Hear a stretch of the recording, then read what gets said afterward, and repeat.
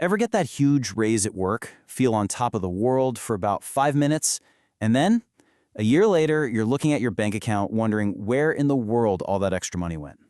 Yeah, you're definitely not alone. Okay, let's dive right into this ridiculously common and super frustrating financial mystery. All right, so picture this. You and your partner are at some fancy steakhouse, right? You're celebrating. You just got a massive promotion, and your household income just skyrocketed from, say, 80 grand a year to 150 grand. You feel like you finally made it. You're going to save, you're going to invest, you're going to get ahead. But what if I told you that this exact moment is actually a trap? Okay, fast forward 12 months from that steak dinner. You open your banking app and your stomach just sinks. Even though you're making nearly double the money, your savings account hasn't budged, not a dime. In fact, you might even have more credit card debt.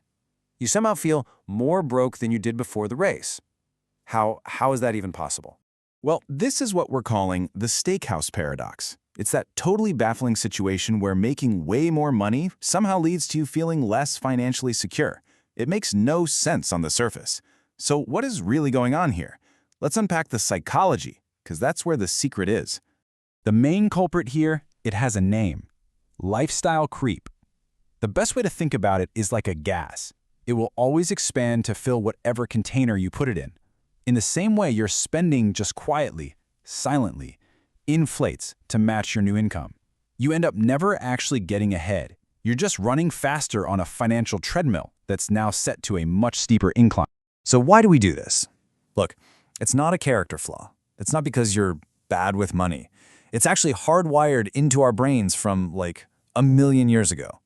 For our ancestors, survival meant you consumed any extra resources immediately. If you hunted a mammoth, you had a feast. You didn't save it. I mean, there was no 401k for mammoth meat, right? So your brain sees a surplus of cash, and its ancient instinct is to consume it, not save it for later. And here's where the psychology gets tricky. When you have more money, this really subtle but really profound mental switch flips. You stop asking the logical, boring question, can we afford this? And you start asking a much more emotional, and frankly, a much more dangerous question, do we deserve this? And in the world we live in, the answer is always a loud, resounding yes. So this leads us to the lifestyle creep trap. And it's so dangerous because it isn't one single bad decision. Oh no. It's a whole series of small, perfectly rational choices that, when you add them all up, build the walls of a financial prison around you. And this is absolutely crucial to understand. Lifestyle creep doesn't announce itself. It's not going to show up as one giant reckless purchase, like buying a yacht. If it did, you'd know you messed up. Instead, it's insidious. It's this slow, quiet erosion of your extra income through countless tiny little upgrades. And here's exactly what that looks like in real life. When you had one income, maybe you packed a lunch for work. Now, with two incomes, you're buying a $15 salad every day because, our time is more valuable now. You used to shop at Target, now it's Whole Foods for health reasons.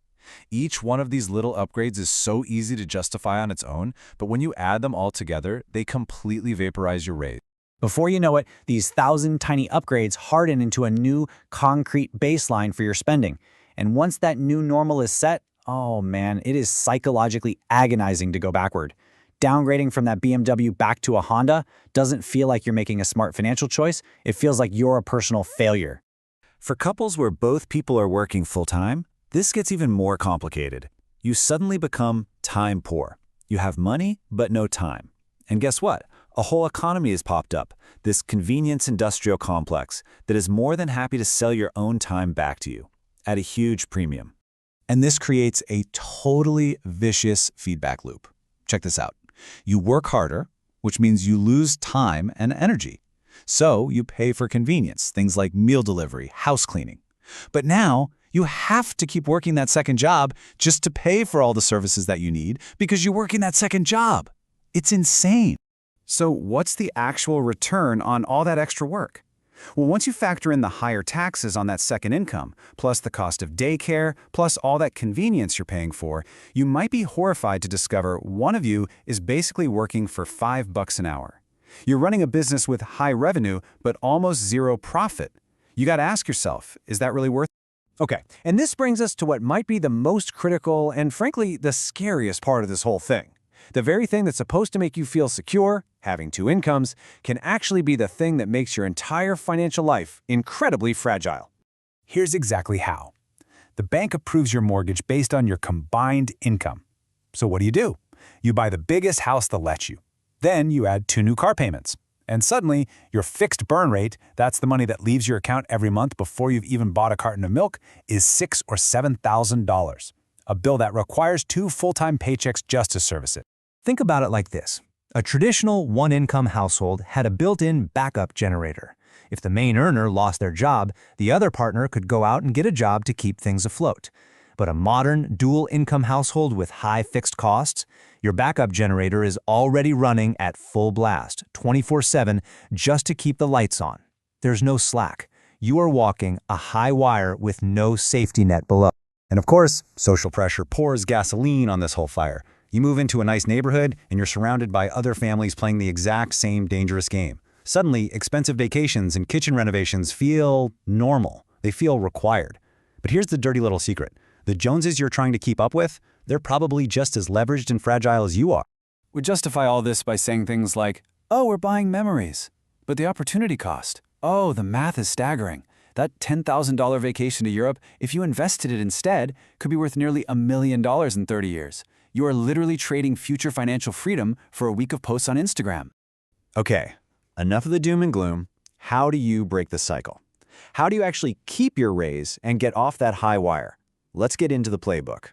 There are 3 key strategies you can use to build a real financial fortress and finally take back control.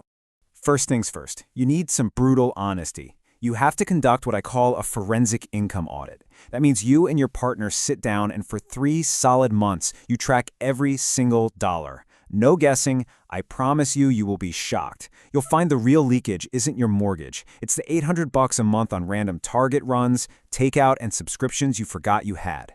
Strategy number 2 is the most powerful one. This is the holy grail. It's the one income rule.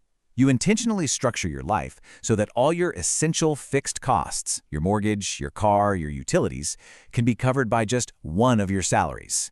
That means the entire second salary is pure profit. It goes 100% to savings and investments. If you can pull this off, you become financially bulletproof. You get your backup generator back.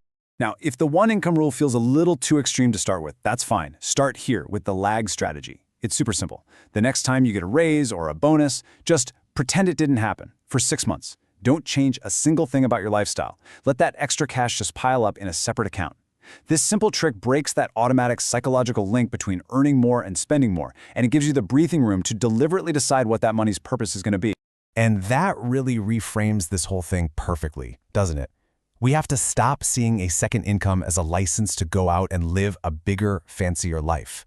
In today's economy, it's not a sword for attacking luxury wants.